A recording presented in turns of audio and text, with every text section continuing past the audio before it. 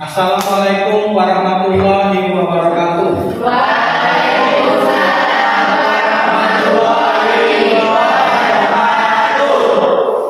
Alhamdulillah pada hari ini kita masih diberi kesehatan dan kesempatan dalam rangka kegiatan belajar mengajar. Sebelumnya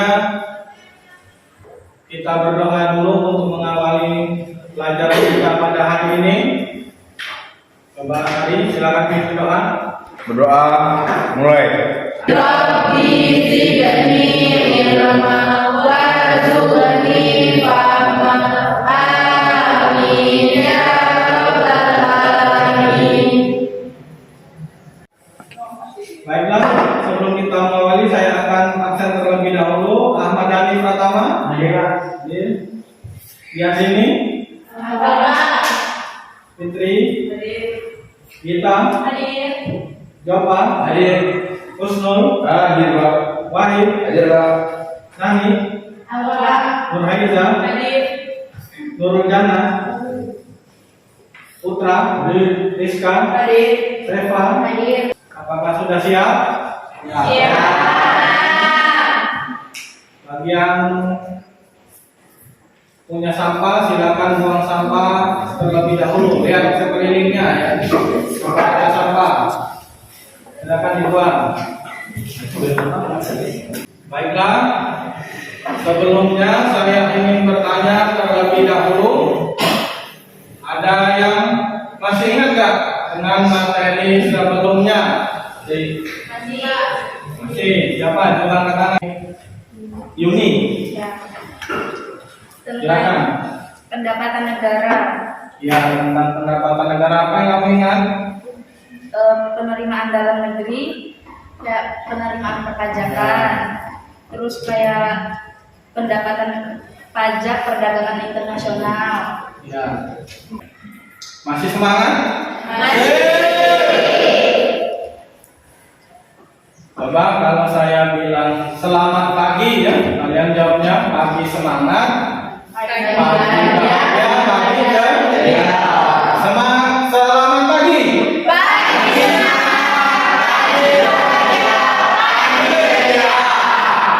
Tetap semangat ya. Iya, Pak. Jadi kita selanjutnya akan belajar tentang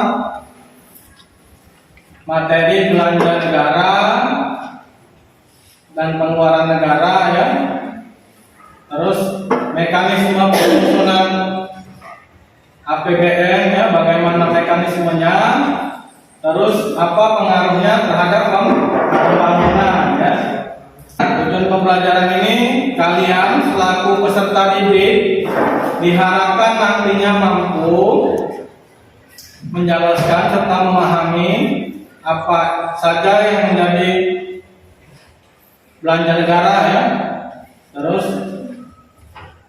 mekanisme penyusunan APBN dan pengaruh APBN di dalam perekonomian. Baiklah, kita ini lihat video dulu.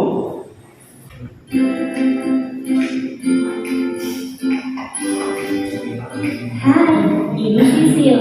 Dia baru saja mendapatkan gaji dari hasil bekerja bulan ini. Dari gaji tersebut, Sisil mencatat apa saja yang harus dia belanjakan dari pendapatannya. Sama halnya dengan pemerintah yang juga mempunyai catatan belanja negara. Belanja negara ini termasuk dari postur APBN.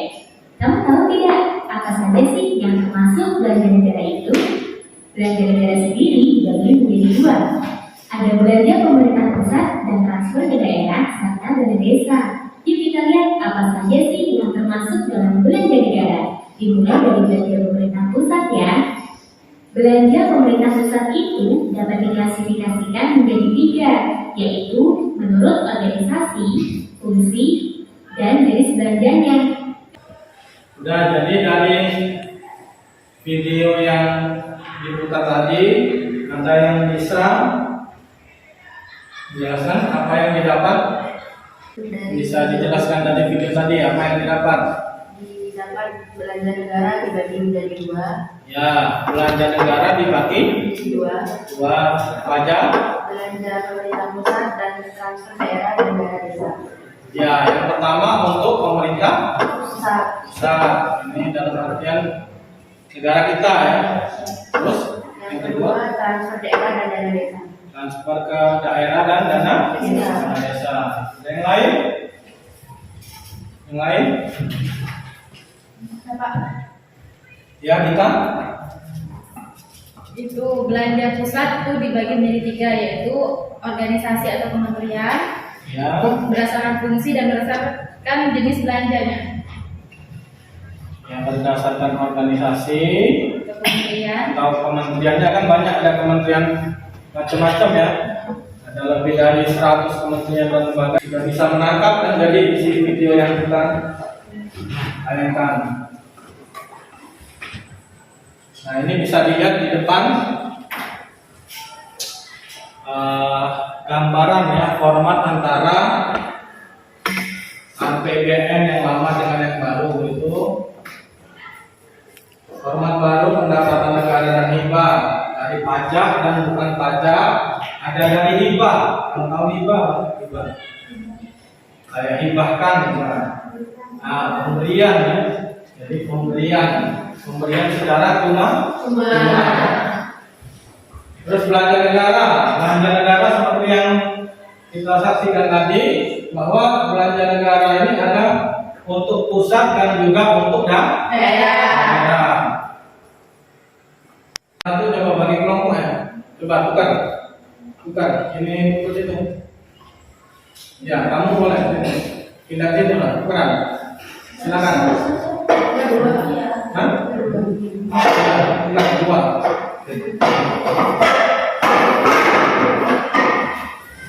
Saya bagikan lembar kerjanya ya.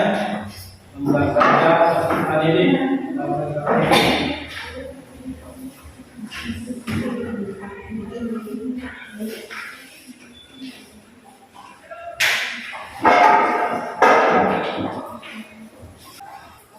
Silakan untuk waktunya, saya kasih waktu 20 menit ya untuk mengerjakan. Boleh cari jawabannya melalui internet, lewat HP ya.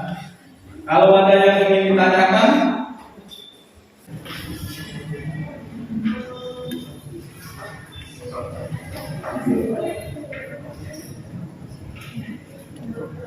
APBN tahun 2022 saja kepada indikasi korupsi. nah arti katanya, kamu cari satu-satu arti katanya, coba cari apa arti kata responsif, antisipatif, ya, maksudnya.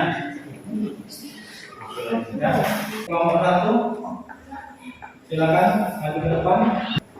Assalamualaikum warahmatullahi wabarakatuh. Waalaikumsalam warahmatullahi wabarakatuh.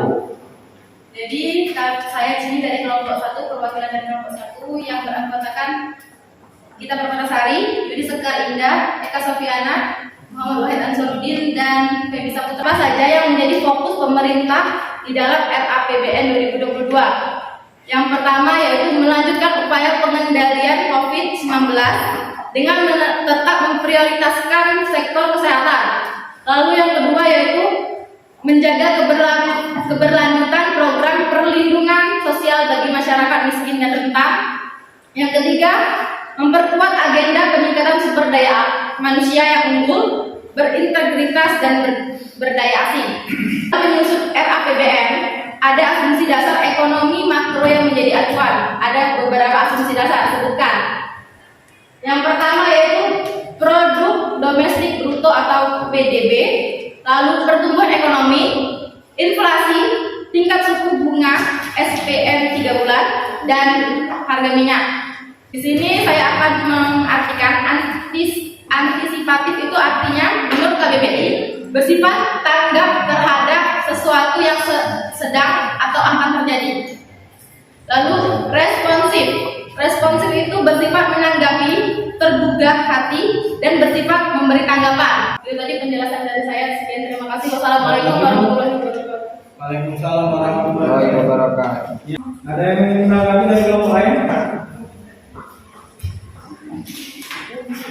Coba kita kasih tepuk tangan dulu. Assalamualaikum warahmatullahi wabarakatuh. Saya di sini mewakilkan dari kelompok 4 ingin mempresentasikan tentang LKPD yang diberikan kamu. Yang nomor 1, jelaskan kebijakan apa yang diambil oleh pemerintah dalam RAPBN 2022. Kebijakan kontrel melawan pandemi COVID-19, di mana APBN menjadi pandemi dan mendorong pemulihan ekonomi secara bertahap serta melindungi masyarakat. Dan untuk soal kedua, jelaskan apa saja yang menjadi fokus pemerintah di dalam RAPBN 2022. Pertama, melanjutkan upaya pengendalian COVID-19 dengan tetap memprioritaskan kesehatan. Kedua, menjaga keberlanjutan program perlindungan sosial bagi masyarakat miskin dan rentan. Yang ketiga, memperkuat agenda peningkatan SDM yang unggul. Ya. Sekian dari saya. Ada yang Menanggapi dari kelompok lain silakan. ada yang ditanyakan? Ya, dari tepuk tangan dulu.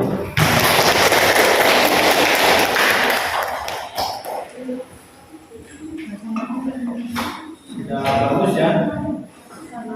Ini kelompok selanjutnya. Ada belanja negara. Belanja negara dibagi menjadi dua, yaitu belanja pemerintah pusat dan transfer ke daerah dan dana desa. Yang kedua, jelaskan apa saja yang menjadi fokus pemerintah di dalam RAPBN 2022. Yang pertama, melanjutkan pengendalian COVID-19 dengan memprioritaskan sektor kesehatan. Dua, menjaga keberlanjutan program perlindungan sosial. Tiga, memperkuat agenda peningkatan sumber daya manusia. Tiga, melanjutkan pembangunan infrastruktur dan meningkatkan adaptasi teknologi. Yang keempat, penguatan desentralisasi fiskal untuk peningkatan dan pemerataan kesejahteraan antar daerah. Yang terakhir, melanjutkan reformasi penganggaran dengan menerapkan zero based atau budgeting. Kesimpulan pada hari ini yaitu kita mempelajari tentang jenis-jenis pengeluaran negara dibagi berdasarkan. Yang pertama itu ada belanja pemerintah pusat dan transfer daerah dan dana desa.